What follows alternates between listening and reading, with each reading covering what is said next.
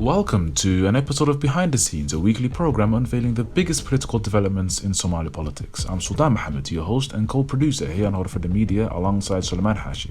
Today we have a special episode with the passing of the late Queen of Great Britain and Northern Ireland, Queen Elizabeth II, peacefully in her beloved Balmoral residence in Scotland according to the royal family. A new era is born in the British monarchy and the Commonwealth. The passing of the late Queen signifies an end to an era in British history and global history, which saw the largest decolonialization of an empire ever seen. Under the Queen's rule, dozens of territories formerly under British rule were freed.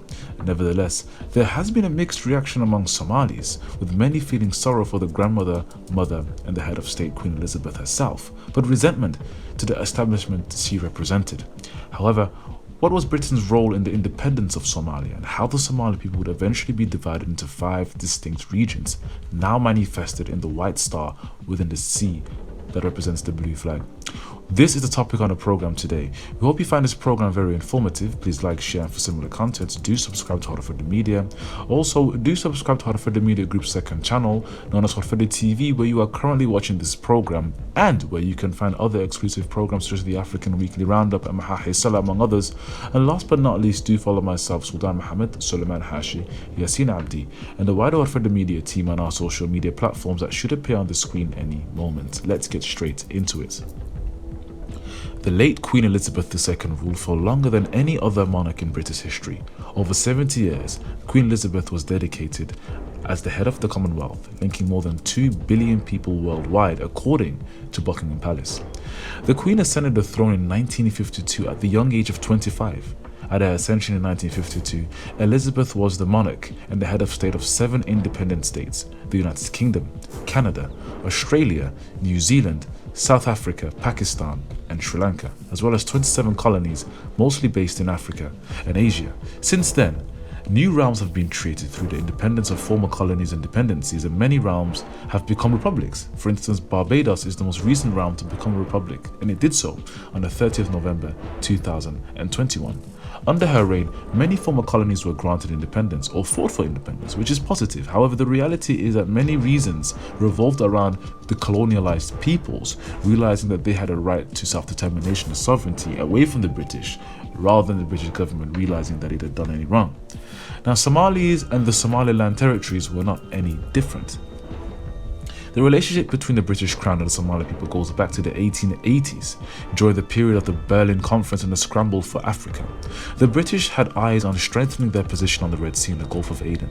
By this point, Aden and most of modern-day Yemen was under British colonial control, and so was Egypt and the Suez Canal. This meant that the British exerted extensive control and power over the most important waterway on the globe that connected the east of the world to the west, particularly at a time when there was no aircraft and only ships. The positioning of modern-day northern Somalia was of significant interest to the British, as it sat adjacent to the city of Aden, and Bab el-Mandeb and the Gulf of Aden. By the late 19th century, the British had already reached a number of agreements with clans in the northern regions of Somalia, which established the Somaliland Protectorate. Simultaneously, following the Berlin Conference, the Italians also established Italian Somaliland, or the Somaliland Protectorate in Italy, with 2 European nations reaching an agreement on borders between the 2 Somaliland colonies. And the French would also establish French Somaliland, which eventually became Djibouti, while Ethiopians were given the Haud region, a present-day Somali state governed by Ethiopia. Additionally, the southern portion of modern-day Somalia, known as Jubaland, was also divided into 2 and was then under British control, but was given to the Italians in 1925 as a reward for their service during World War I, and this would ultimately form the Northern Frontier District, or present-day northeastern Kenya. By the latter years of the 19th century, Somalis were under occupation and divided into various regions with false borders that benefited the colonial powers and not the locals. There was no consultation with local residents, and rather, it was forced upon them against their will. It is a consequence of these artificial borders that the Horn of Africa, and Somalia in particular, struggled to stay out of conflict following independence. The border wars in 1964, 1977, and 1982 between Somalia and Ethiopia demonstrate just that. So, let's take a look at a number of events which cemented Somali negative attitudes towards the British establishment. We'll begin with the Dervish Movement. By 1899, the mood among Somalis would change, and many would realize that this was not a genuine partnership with the British or any other European power, and it would result in the longest colonial resistance in African history, and the first in which airplanes would be used. Somalis would unite behind one leader, Said Muhammad Abdullah Hassan, now known as the father of modern-day Somalia. He led a movement called the Dervish, a popular movement between 1899 and 1920 that called for independence from the British and the Italian colonies, and the defeat of the Ethiopian forces that was expanding into more parts of Somalia. The Dervish movement aimed to remove the British and Italian influence from the region and restore, and I quote, the Islamic system of government with Islamic education as its foundation, against what they considered the Christianization of the Somali people by dozens of missionaries sent by the British, the French, and the Italians during this period. The Dervish movement temporarily created a small proto-state. It was a mobile state with fluid boundaries and fluctuating population, given the guerrilla-style militant approach of the Dervish, and their practice of retreating to sparsely inhabited hinterland whenever the colonial forces with superior firearms overwhelmed them. At the head of the state was Sufi leader Said Hassan, with the power of a final decision, and Sayyid Muhammad Abdullah Hassan surrounded himself with a group of commanders for operations supported by the Khususi, or the Dervish Council. The Islamic judges settled disputes and enforced Islamic law in this Dervish state. In fact, the Dervish state was partially recognized by the German Empire and the Turkish or the Ottoman Empire during the First World War. Now, between 1900 and 1913, the Dervish operated from temporarily local centers such as Ainabo and Ilig in northern Somalia. The British described the Nugal region of modern-day Puntland, and federal state of Puntland that is, as the operational base of the Dervish. In 1899, in August, the Dervish army occupied Bur'a, an important center of British Somaliland, giving Muhammad Abdullah Hassan control of the city's watering places. In March 1900, Hassan, along with his Dervish forces, attacked an Ethiopian outpost near Jigjiga. Now, similar raids by the Dervish would continue across the Somali peninsula until 1920 in an attempt to unhinge the shackles of the colonialist powers. By 1900, the British were virtually facing defeat, with practically most of southern British Somaliland colony being under Dervish domination. The British administration started to coordinate with the Italians and the Ethiopians, and by 1901, a joint colonial Anglo-Ethiopian force began to attempt to eradicate Somali resistance forces that were attempting to push back colonial forces in the Ogaden region, which was the Ethiopians, and the Northern Frontier District, which was created by the British when they signed a treaty with the Italians in 1925, dividing Jubaland into two regions. Finally, the British cabinet approved of air operations against the Dervish movement. In a final operation known as the Somaliland Campaign that took place in 1920, the British would begin to bomb and destroy 3 Dervish forts. They then provided air support and communications for ground forces, and on January 28th, the Camel Corps occupied a number of towns, and Said Abdullah Hassan was forced to retreat to his capital, Taleh. After a combined land and air operation, the British took Taleh on February 9th, 1920, and Dervish forces were forced to retreat to the Ogaden region, and this would kill any hopes of a Somali nation and any hope of a united Somali people, sovereign and independent like their European counterparts who were oppressing them, and this would take another 30 years before Somalis would see any light under the Somali Youth League. Now, the second interesting point in which the Somalis and the British have tensions historically over is the Haud region, or the Ogaden region, or the Somali state today, or Somali Galbed, the portion of Somalia which is currently Somali-speaking region, which is currently under Ethiopian control. Now, if we look back in history, on the 28th of February 1955, while Ethiopia and Italy, the latter in their capacity as administrating power of southern Somalia at that time, were still engaged in inconclusive negotiations on the border demarcation disputes between Ethiopia and Somalia, Britain secretly returned the Haud region, or the reserved area, to Ethiopia under a bilateral agreement concluded in 1954, referring to an unpublished Anglo-Ethiopian treaty dating back to 1897. Needless to say, the Somalis were unaware of this agreement and they did not believe it.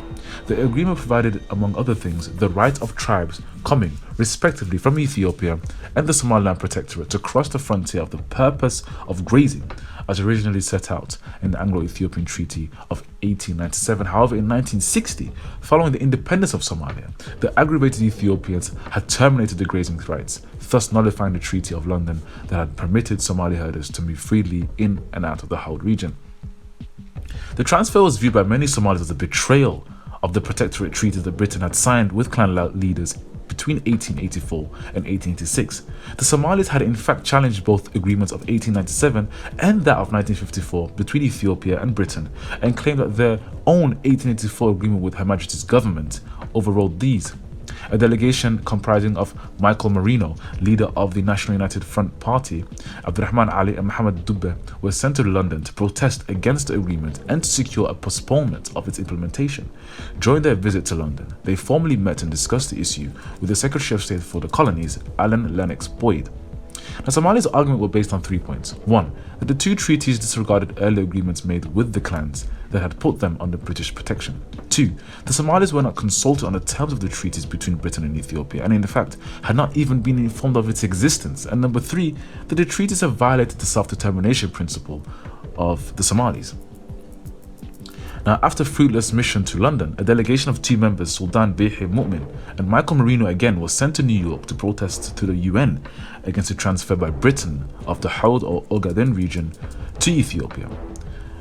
To cover the cost to New York, a flock of 6,500 sheep was sold by nomadic tribesmen in British Somaliland. Now, it was that serious. At the United Nations, the delegation urged in vain the case be referred to the International Court of Justice, and I quote, for an advisory opinion on the legal validity of the Anglo-Ethiopian treaties. However, at the United Nations, the Somali delegation learned that since the Somaliland Protectorate was neither a member of the United Nations or a trusteeship territory, it had no right to petition at the United Nations for these grievances. And this would result in eventually the Ogaden region being given to Ethiopia without the consent of the residents of that area or the rest of the Somali people. In fact, the Somalis, as I have aforementioned, have campaigned consistently, selling nearly 6,500 sheep in the Somaliland region in northern Somalia just to discuss this topic to no avail. And finally, the Northern Frontier District. As aforementioned, the NFD was formed following the division of Jubaland in 1925 between Britain and Italy.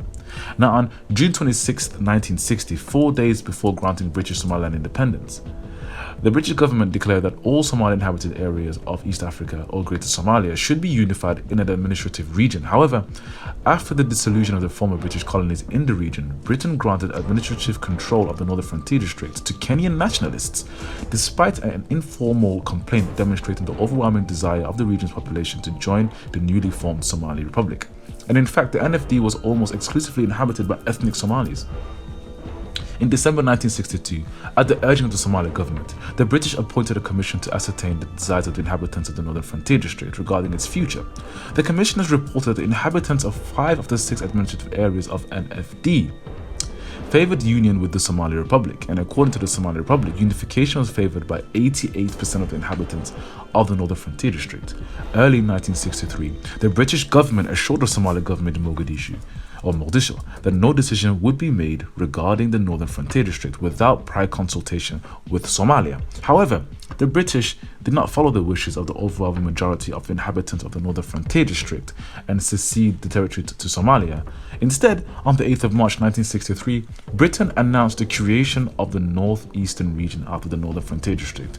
And unsatisfied with this solution, the Somali Republic severed diplomatic relations with the United Kingdom on the 18th of March 1963, and this would eventually result in the short-lived shifter wars which cost thousands upon thousands of Somali lives. Now, clearly, these 3 major points are of great significance to the Somali people, and we still suffer the consequences today. Thousands upon thousands of Somalis have died fighting the Howd region, or fighting in the Northern Frontier District region, or just fighting colonial powers in French Somaliland. And for many Somalis, as a result of these events, they look at the British with resentment, and they blame the British for the unjust divisions and which have shaped Somali's history following its independence and has cost so many lives.